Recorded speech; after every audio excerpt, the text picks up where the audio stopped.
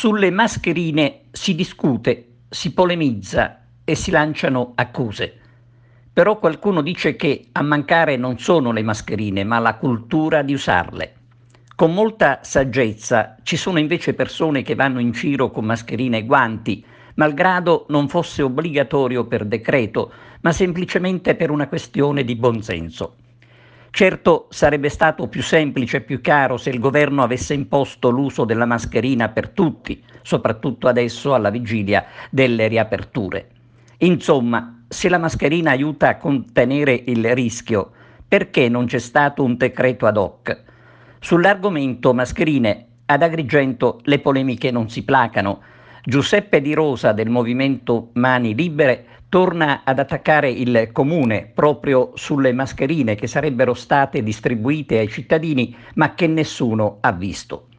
Dipenderà da questo allora lo scarso uso che molti agrigentini fanno della mascherina? Sicuramente no.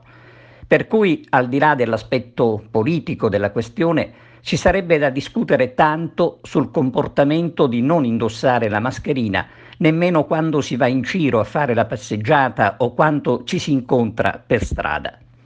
Non bastano le raccomandazioni e gli inviti al rispetto delle norme. Purtroppo non bastano. Tra le norme ci dovrebbe essere, e bisognerebbe ribadirlo con forza, proprio l'obbligo di usare la mascherina.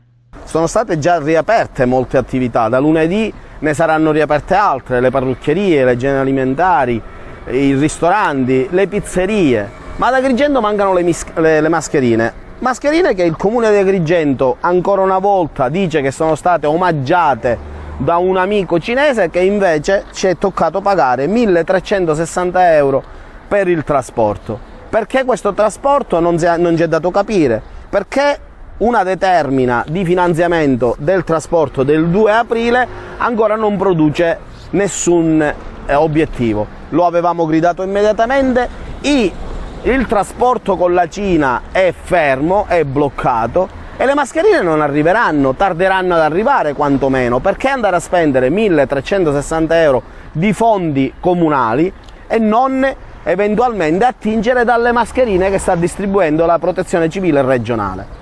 Non ci è dato sapere niente, però nel sito del comune di Agrigento il sindaco pubblicizza che ha distribuito ai cittadini 30.000 mascherine. Falso, lo posso affermare io, è totalmente falso. E poi vorremmo capire perché una distribuzione di alcune mascherine, mi dicono 1.000, è stata demandata ad alcuni supermercati sì e ad alcuni supermercati no.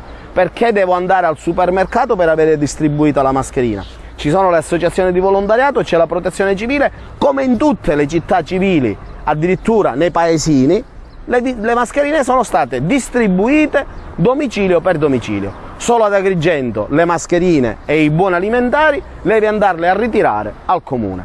Assolutamente no, questo è un creare assembramento e noi siamo contrari assolutamente a questo. Noi vogliamo ancora una volta trasparenza ed efficacia.